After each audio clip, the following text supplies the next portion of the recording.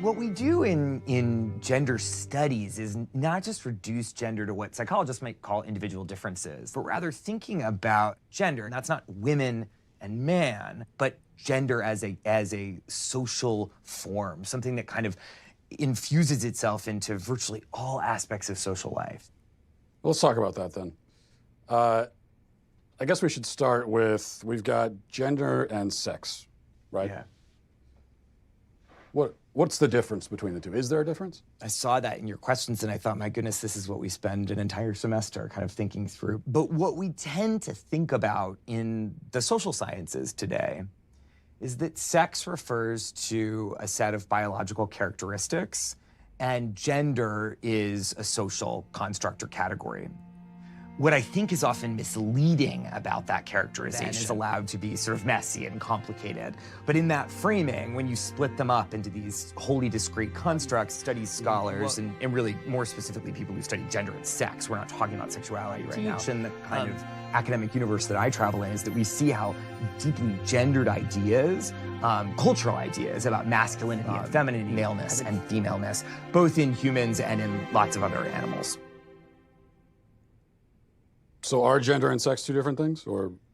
Well, I think that they both are and they aren't. I'm comfortable saying that gender and sex are two different constructs, but they're deeply intertwined with each other. We're talking about gender and sex, and there's a lot of controversies there. If we're talking about a trans woman has all of the male physical characteristics, so would that not be a male then? Couldn't we plainly say, this person is a male? Well, I guess it's like, why are you asking the question? I think I want to understand sort of why that's so important. So if someone tells you... Just to sort of understand reality, you know?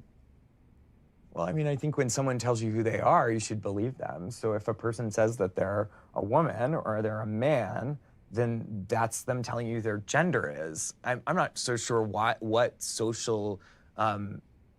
interactions would have to do with maleness or femaleness that would be... I'm not even talking about social context. I'm just trying to start by getting to the truth, you know?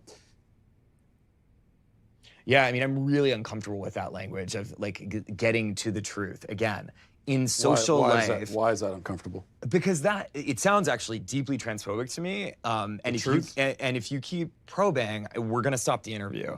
If I probe about what the truth is? You keep invoking the word truth, which is condescending and rude. I'm saying to you... How is the word truth condescending and rude? Why don't you tell me what your truth is, and you're walking on 30 seconds more of thin ice before I get up. What my truth is? Well, I don't think I really have a truth. I think that there's just the truth, like the reality. And so we should begin by trying to figure out what the reality is. Uh-huh. And why are you concerned with when someone else tells you that they're a man, or even if they use the word male, why are you concerned with not believing them? Well, you keep bringing it back to, you know, how do you respond in a social situation? But, that's what I do. I'm a social scientist. Well, right, but we're in a university. This is a place of understanding truth, isn't it? Or... Absolutely, we pursue truth, and I'm a social scientist, and that's what I do. But you just said the truth is transphobic. That you would say, that if you're saying the truth is that I get to say, you're not a man, show me your genitalia, that's transphobic. No, I don't want to see anybody's genitalia. I just mean, someone can make a statement about themselves that could be untrue. Like, for example, if I were to say that I'm a black man, would you accept that, or would you be skeptical? Are you black? Are you African American? Are you biracial? I don't think so. Okay, well, you don't look that, and I don't think it doesn't sound like that's a genuine statement of who you are. Okay, so that's my point. I could make a statement about who I am that's incorrect. Of course, I think it's well established that human beings can lie, yes. Or not even lie. I mean, I could just be mistaken. Yeah. I'm sure where you're going. I guess this all comes back, it all comes down to really one question. Especially women, gender and sexuality studies. So what is a woman?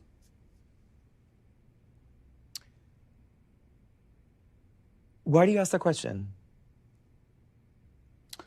I just really like to know. What do you think the answer to that question is? Well, I'm asking. That's why I came to a college professor who's this is what you do. What other kinds of answers have you gotten?